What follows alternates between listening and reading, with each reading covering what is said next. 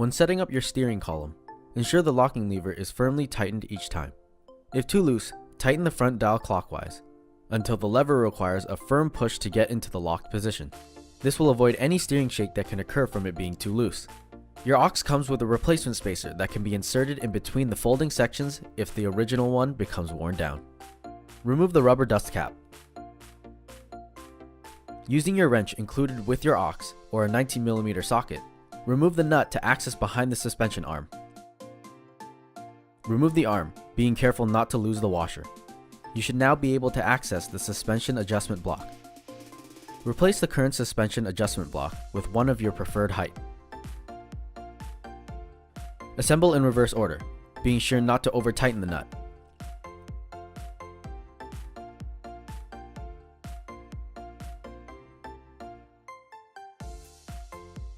Replace the dust cap. The process to adjust the rear suspension is the same as the front. Using the 4mm Allen key for the front and the 5mm for the rear, loosen the cable arm and pull the cable through until it doesn't go any further. Then, back it off a small amount. Once tightened, the wheel should still spin freely.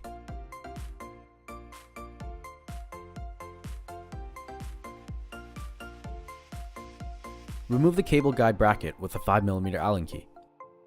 You'll be able to remove the entire brake caliper without altering its alignment when you put it back.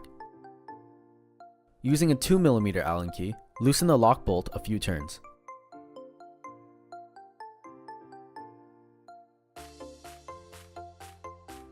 Turning clockwise, tighten the stationary pad.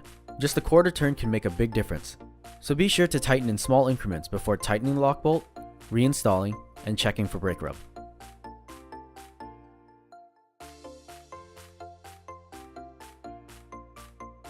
Removing the front wheel will give you access to the drum brake assembly. To do that, begin by removing the vanity cap using a flathead screwdriver.